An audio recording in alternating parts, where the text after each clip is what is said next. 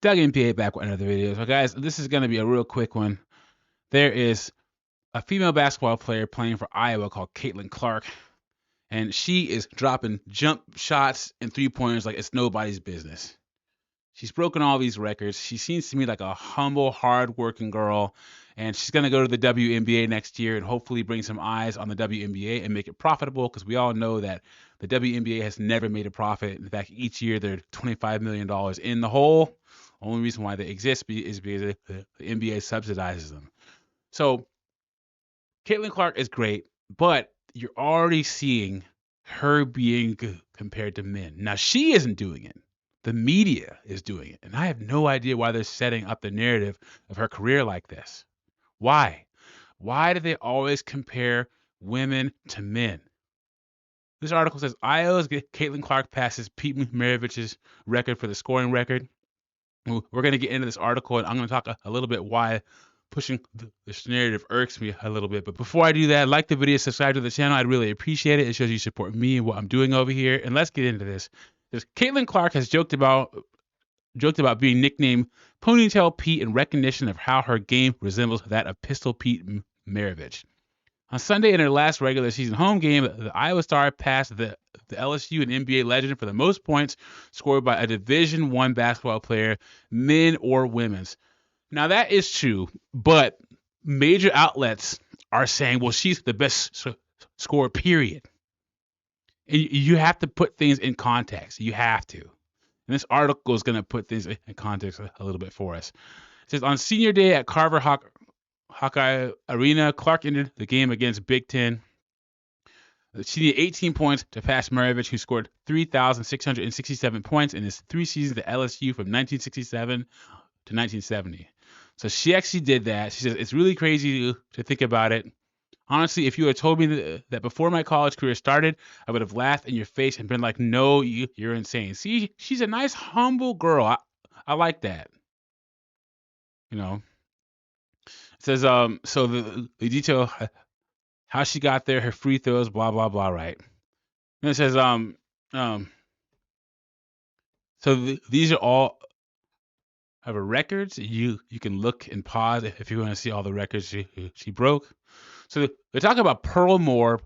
Pearl Moore played in a league that wasn't recognized by the division, by the NCAA. She was a woman and she scored more points, but she wasn't in the NCAA, so it doesn't count. Now, here's why there should be an asterisk to her record, or why it needs to be put into context. First off, Maravich was playing against men, not women. Number one. Number two, it says Maravich, Moore, and Woodard all played before the three-point line was implemented. His record was set 54 years ago before there was a three-point line. So he scored 3,000 something points with no three-pointers. So, and Maravich's career was before freshman eligibility in college sports, so he was limited to 83 games over his 3 seasons. That said, he averaged 38.1 shots per game in his career. Entering Sunday, Clark has averaged 19.9 shots per game. It's all about context. Now, people were like, oh, I see women on all these posts. You men are just butthurt that a woman, blah, blah, blah, blah, blah.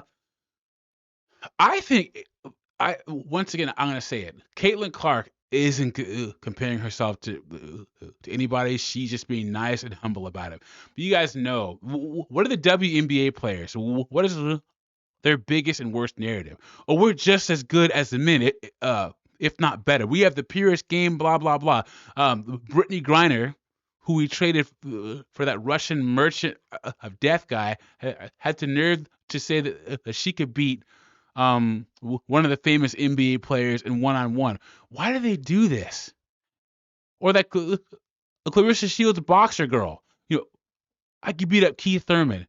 It's a lose-lose. If you're a man and they're comparing a woman to you, it's insulting. If you're a professional man, if they're both professionals, you're in a lose-lose situation.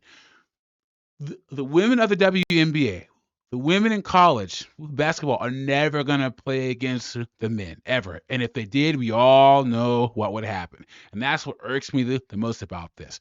Remember this day. I'm filming this on March 12th of 2024. A year or two or three from now, Caitlyn Clark, she's gonna still be doing well, sinking free throws, the 3-pointers, jump shots, and they're gonna be like, oh, she could be the greatest basketball player of all time. How do we not know that? Just mark my words, guys. And this type of stuff gets me upset. It's like when McEnroe was on that panel and he said that Serena Williams is the greatest women's tennis player of all time. And they're like, why can't she be the greatest tennis player of all time? McEnroe played professional tennis. He knows exactly what he's talking about, but he's on the panel with a bunch of morons. And it's always the people that have never played a sport that carry this argument. You've never played a sport. You haven't experienced the difference between men and women when it comes to physical sport. So, the future, I'm saying it now, Nostradamus PA is saying you're going to see Caitlyn Clark compared to Steph Curry, all the best shooters, and we're never going to be able to find out. And is she going to be the one perpetuated? No, but the mainstream media is going to always like to push this narrative. Whoa, women are as good as men at physical sport, if not better. Just watch, guys. You heard it here first. Let me know what you think about this in the comments. Like the video, subscribe to the channel, and I'll catch you on the next one.